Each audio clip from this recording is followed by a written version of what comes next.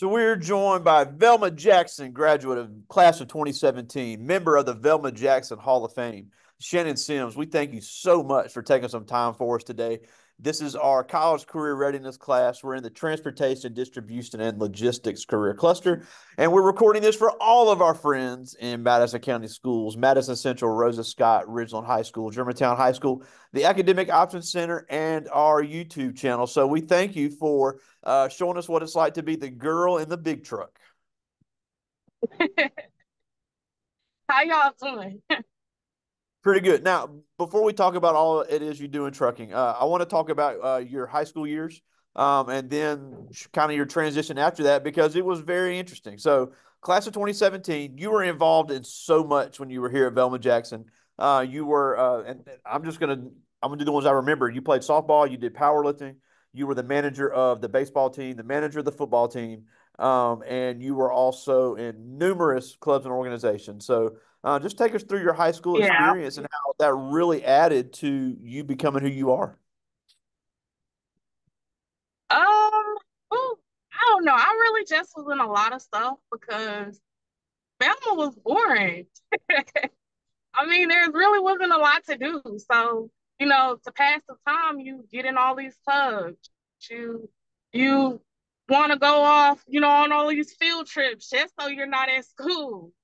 So it really was that, and then it also helped build my college resume. My resume was like my I was in a lot of stuff. Um, when I graduated, I went to Mississippi State and I majored in architecture. I really I hit a rough patch in college.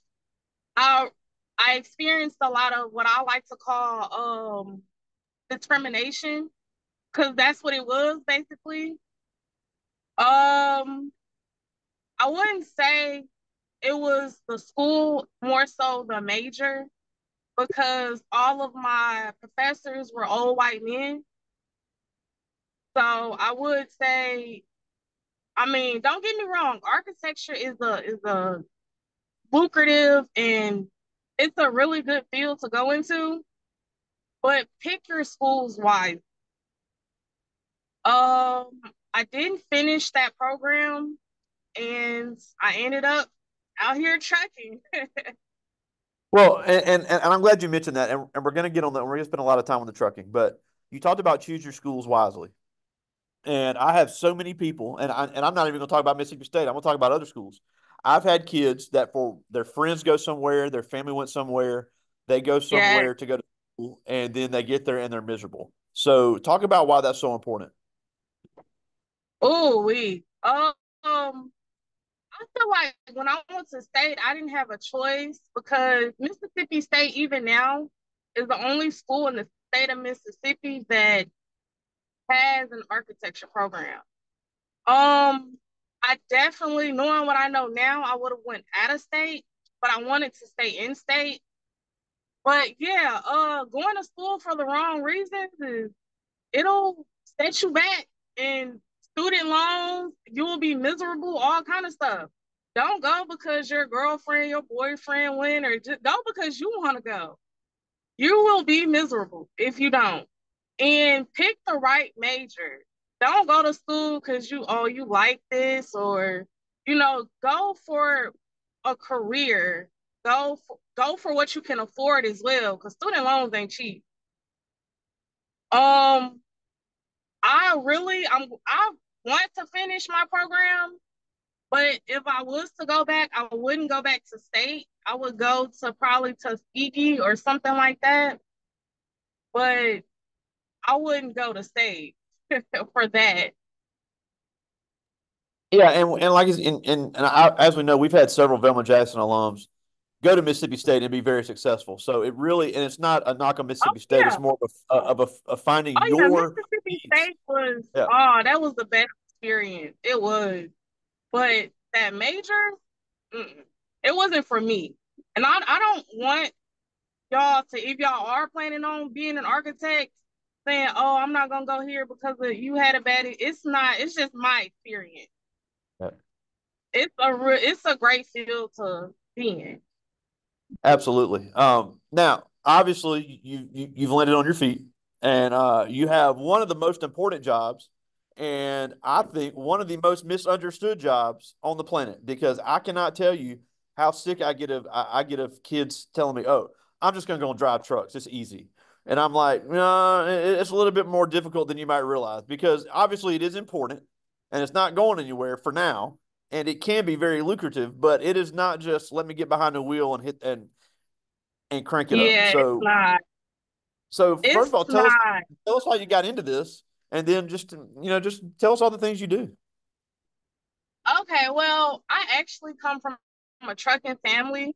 My parents had their CDLs. My brothers, I have three brothers out here right now. I had a fourth brother who actually lost his license to a DUI. Um, and they take that type of stuff really seriously. So, I mean, yeah, I come from a trucking family. It's in the blood. And it can be really lucrative. It can be.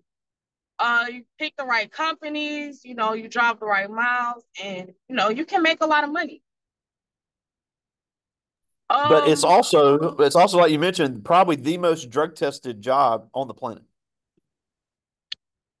I can say that, yeah. Um, it's more so getting a job where companies will drug test you. You won't really get a DOT drug test. They're more so random. Or like if you have an accident and officers feel like, you look like you're on something. They can actually pull you out of your truck on the side of the road and drug test you. So I wouldn't recommend, doing nothing out here, but they they will drug test Absolutely. Now, obviously, you've been doing this for a minute now. But I talk to so many kids that want to get into trucking because they see other people do it, and they don't have any idea what all goes into it. Because we had Mateo Beeman. I know he graduated a year ahead of you, who was you. Yeah. really big on. You've got to have customer service skills to be an effective driver, and you've really Yes. got to have time management skills. So, talk about how those go hand in hand with being a good trucker.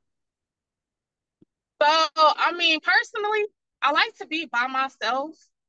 And coming out here, you think, hey, I'm by myself. I'm in the truck by myself. I ain't gotta talk to nobody. I ain't gotta do nothing. That is so wrong. When you go into these shippers and receivers, you have to put a smile on your face. You could have had the worst day of your life.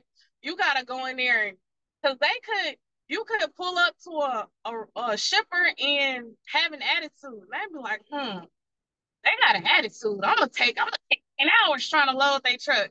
And you'll be stuck there for 10 hours. So you do have to have some type of customer service. Even when talking to my company, my dispatcher just called me this morning and I just went to sleep like maybe 4 hours ago. I was annoyed, but I answered the phone, good morning, how you doing? Because she could give me some crap eventually. So you do actually have to have some type of good customer service skills because you have to interact with people.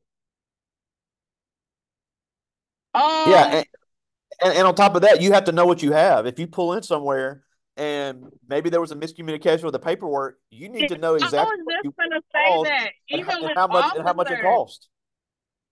right? You have to communicate with officers, even if you're not getting pulled over. I just went into a weigh station like 3 days ago and got pulled in for an inspection. So, and yeah, that's the first thing they ask. What are you hauling? Where are you coming from? And you got to know this stuff. I got pulled over for speeding one time, trying to go get a load. And he was cool. He didn't have an attitude or anything. And I didn't know when the last time I took a break because they ask you all of this stuff. You got to know this stuff. You can get a ticket just for, having your logs messed up. It's a lot of stuff you have to know. It's a lot of stuff that goes into it. It's a lot more than driving. Your truck has to be in working condition. Everything. You have to check your tires, your brakes, your lights. everything. Even your trailer. Stuff could be wrong with your trailer. I was missing a mud flap and got pulled in for inspection. I got pulled in because the placard where it says hazmat or if it's flammable was broken, and just everything. You have to check all of that stuff daily. So it's a lot that goes into it. It's more than just driving. Yeah, and then also it's Paperwork. a lot of being on time too. If somebody's going to pay all this money to get something shipped, Oh they yeah. don't want to wait for it. So whether it's bad weather, whether it's a traffic jam, you've got to learn how to communicate that, and you've got to know how to use the GPS and be able to plan things. It's the time management is You unbelievably important. definitely do. You definitely do. And on time isn't on time what it says you're loaded. A lot of places you have to be 30 minutes early. And sometimes with the lines at the gates, you have to be an hour early. And a lot of places to tell you if you're not 30 minutes early, we're not going to unload you or we're not going to load you because you're late. Um, there's a lot of paperwork involved for my company. So we have to get our when we get unloaded or drop a trailer, we have to get our BOL signed, our bills of lading. Um, we have to submit those into our tablet. Um, there is hours of service. That's something by law that's required for truckers. It's basically our rules about how long we can drive. We can only drive for 11 hours a day. We can only have a 14-hour work day, and a work week is 70 hours. After your 70 hours, you have to take a 34-hour break. That's about a day and a half. Like right now, I'm on my 34. Um, every 8 hours, you have to take a 30-minute break. Um, what else? They're they are strict about your hours of service. Like if you get pulled over and you're out of service, you get a fat ticket. They will actually sit you out of service.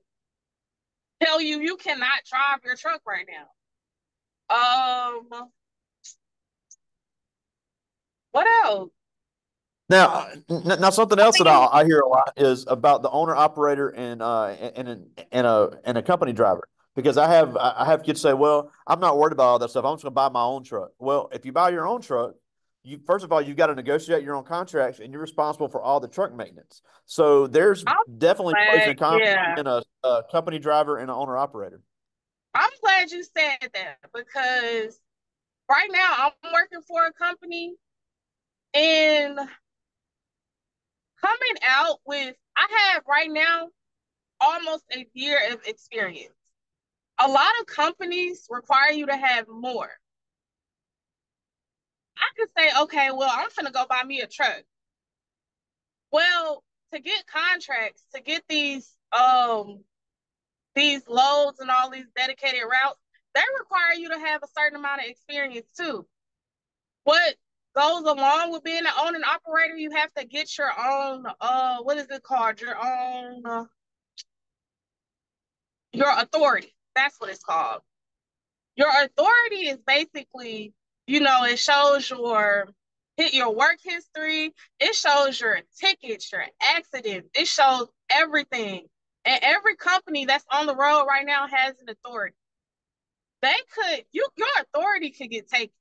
If you're out here driving without an authority, you you get a ticket, you get fined, you get set out of service. Like they tell you you gotta pay somebody to come pick this truck up, all kind of stuff.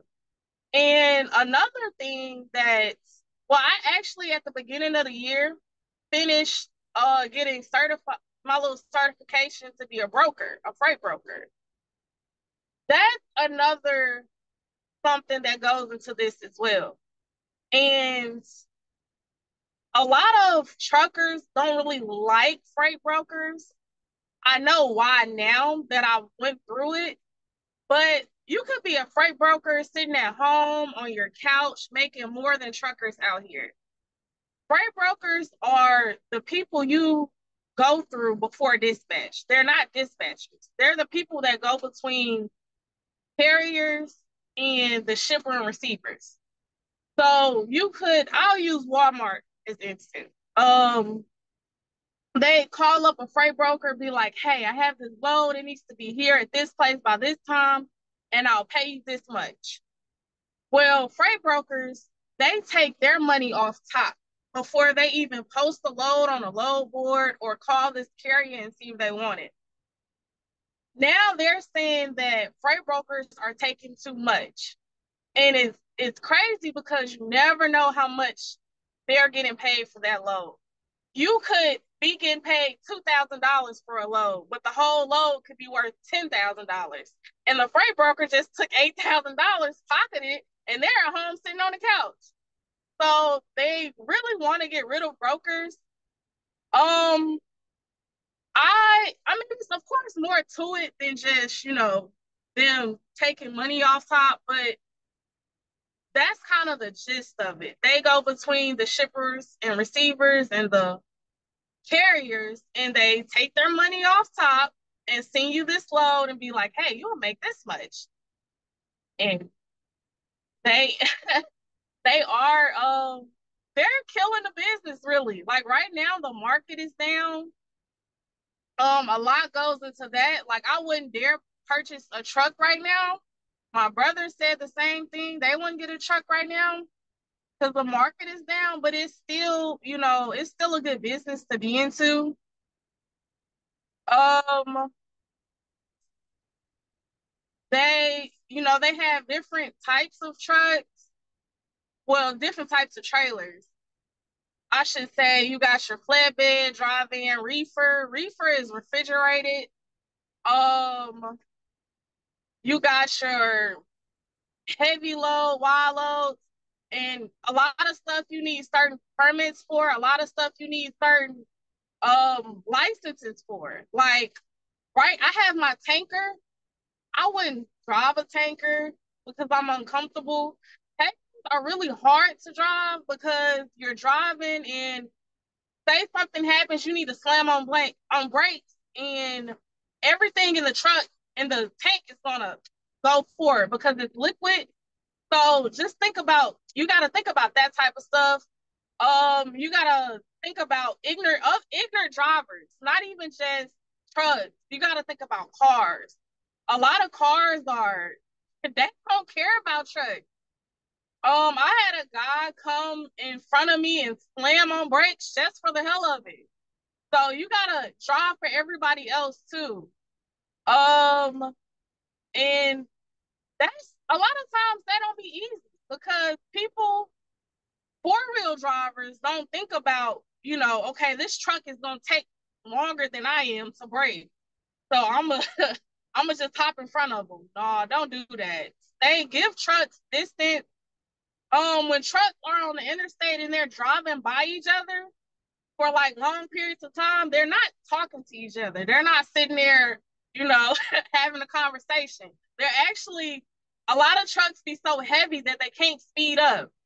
So it takes time. It's a lot more to it than just driving. It is. It's a lot Now, you got to think about. It's a lot. now I want you to show us around your truck real quick. But before I do that, one last thing I wanted to talk about before I get to their questions is, a lot of people don't realize the demand for females in trucking right now. It really is. I have truckers tell me Oh, all the time, we cannot hire enough that's women. crazy. Really need women to get into this.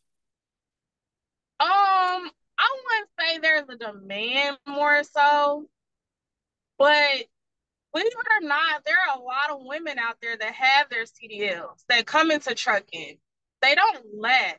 A lot of women will come out here for a year or so, maybe, won't even last 6 months. It's rough out here for us.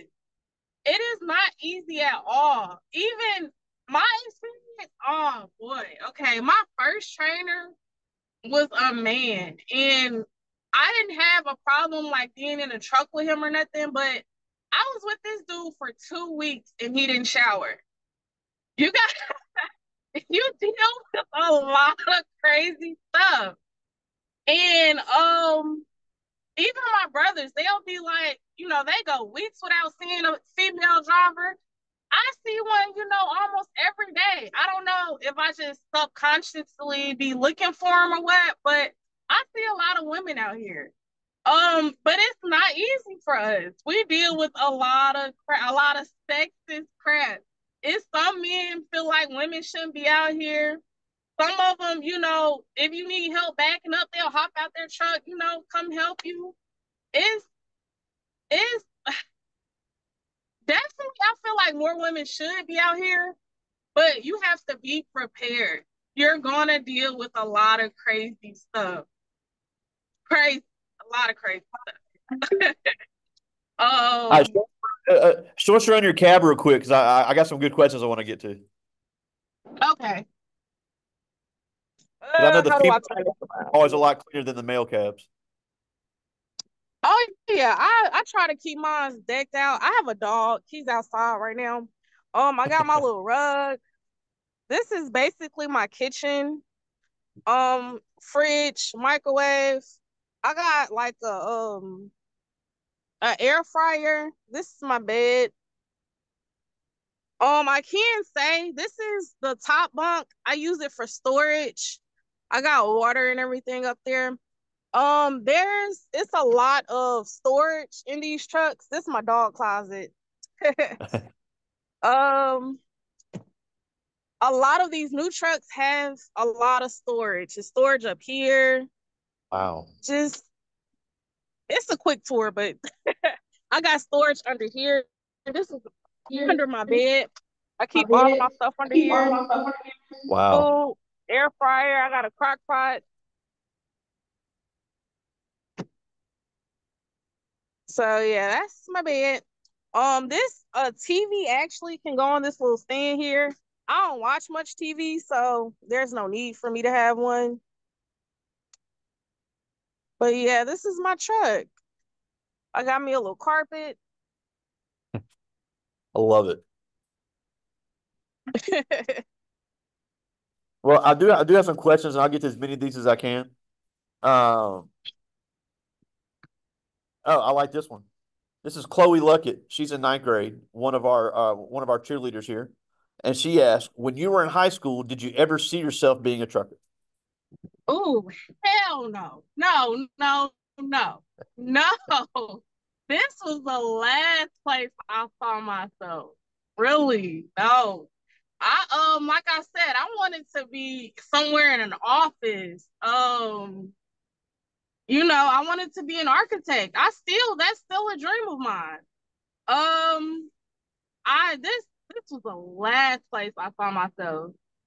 Being that so many of my family members was in it, I was like, why not? I'll give it a try.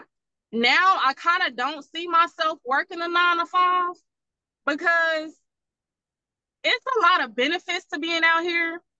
Like, say, I don't feel like getting up. Now, if I have enough time on my clock, enough time to get to where I'm supposed to be, I can stay in bed an extra couple hours. I can drive. I like to drive at night. It's less traffic that way. So while everybody's up moving, I'm in bed.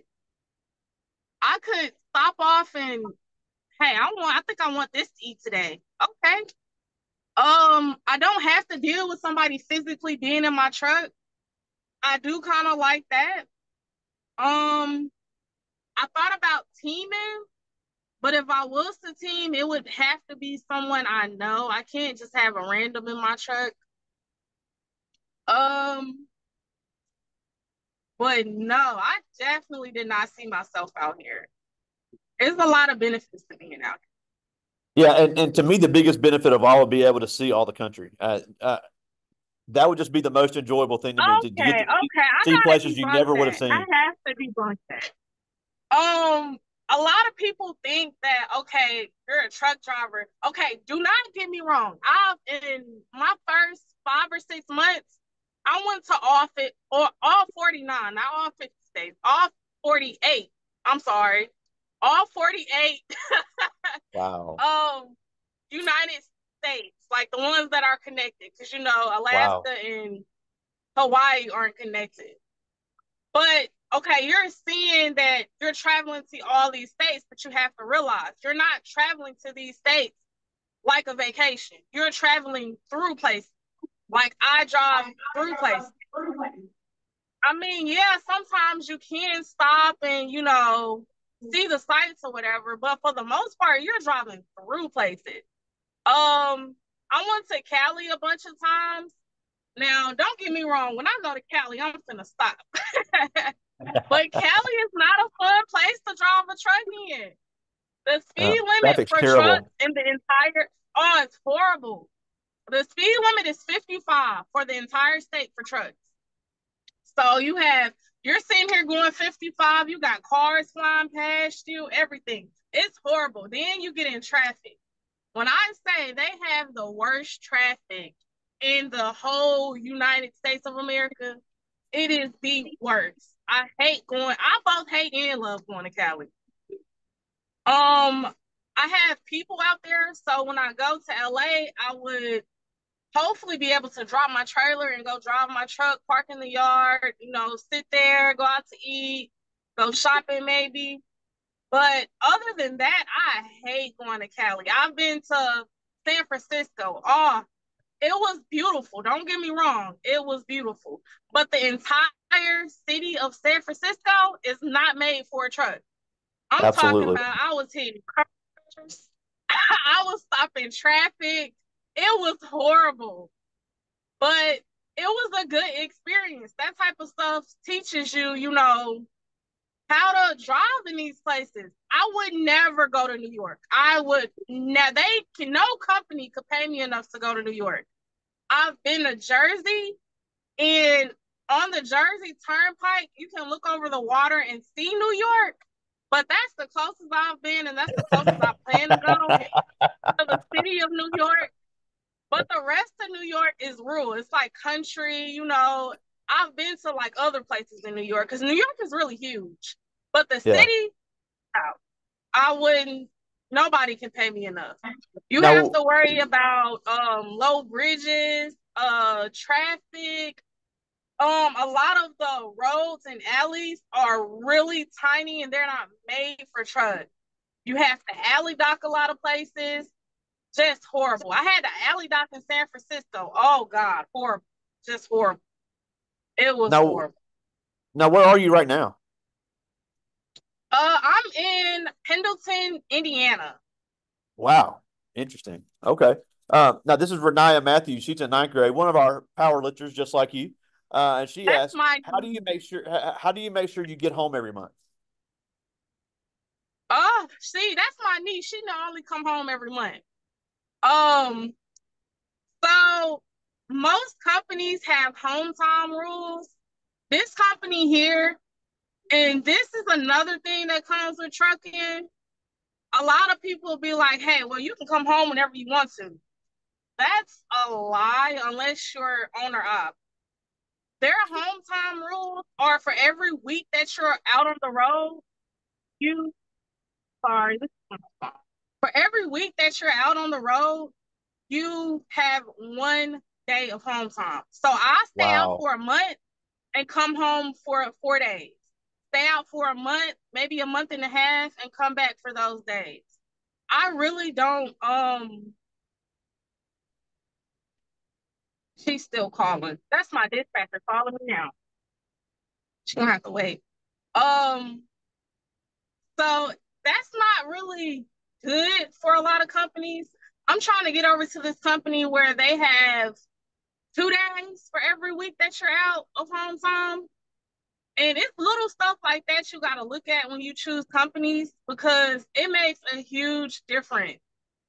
Having to be away from home for an entire week to be at home for 1 day, oh, that's rough.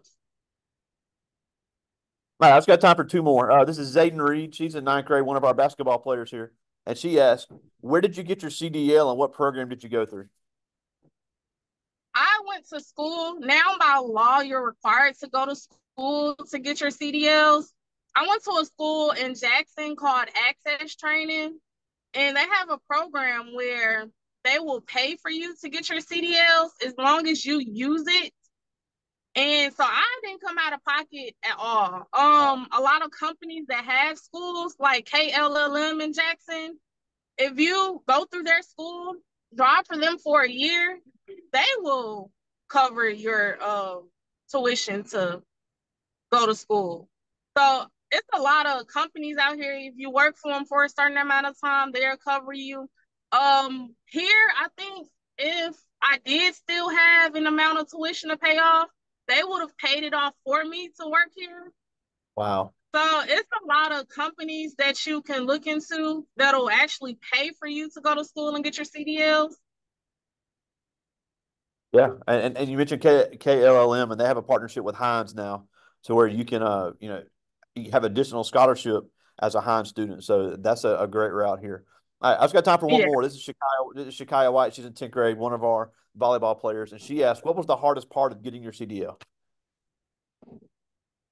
Um, Learning how to back. That's usually the hardest part about driving a 18 wheeler is knowing how to back your truck up. Um, I've hit so much stuff that it's not even funny. You have to learn, and I mean it's not Yeah. something you can just learn overnight. It takes months. Like I'm just now getting to the point where I'm actually comfortable backing. A lot of companies that have the get out and look rule called go, get out and look. Literally, you have to get out of your truck and go look to make sure ain't nothing behind you. So backing was Yeah, the hardest part. yeah, and I can only imagine. Well, we're almost out of time, and we thank you so much for joining us. I know you got to get with your dispatcher, but before we go, you were in the same school, sitting in these same seats, walking these same halls with a lot of these same teachers not that long ago, but yet you've become extremely successful. I know it's not your original plan, but that doesn't mean your second plan means you aren't successful. So, what can these Right. kids do now, whether they want to be a trucker or not, to follow in the footsteps of some of the great alums like yourself that have come through Velma Jackson? Um, Basically, it's okay to change your plan. Like I said, I started off with this plan to I'm gonna be a big architect. I never saw myself here. It's okay. That's not the only job that pays. There are a lot of careers out here that pay, and you don't even have to go to college now. Trades are making more than degrees. It's just realistic right now. That's what's happening. You don't have to go to college to be successful. I mean, it's fun, but Yeah. at the end of it, you don't have to, Yeah. been a got a degree to make money. Yeah, There and are I'm a sure lot of those trades mechanics. out here that Yeah, I'm sure those mechanics you deal with on an everyday basis are making a lot of money, and oh I'm man, not sure yes. a lot of them. Yeah, a lot of them are just educated at the diesel mechanic schools, and they are very much in need as well. Yeah, my brother, he actually has he went to school for diesel auto mechanic. He's in a truck and he uses that when he had his own truck. He used to fix his own truck. He used to save thousands, thousands. It is a big lookout for diesel auto mechanic, even regular mechanic, Yeah, electricians, plumbers. Like it's a lookout for people with trades. They yeah, make money. yeah, They absolutely. do. Yeah, and I'm glad you mentioned that, and I'm so glad you took some time for us. And I speak for so many people. We are so proud to call you an alum of our school, and we're just so proud of all the things you've done and all the things you continue to do. But I know you got to get back to work. Shannon Sims, class of 2017, Velma Jackson, member of the Velma Jackson Hall of Fame, and now she's the girl in the big truck. Thank you so much for joining us today. Thank y'all for having me. All right, talk to you soon, buddy. All right.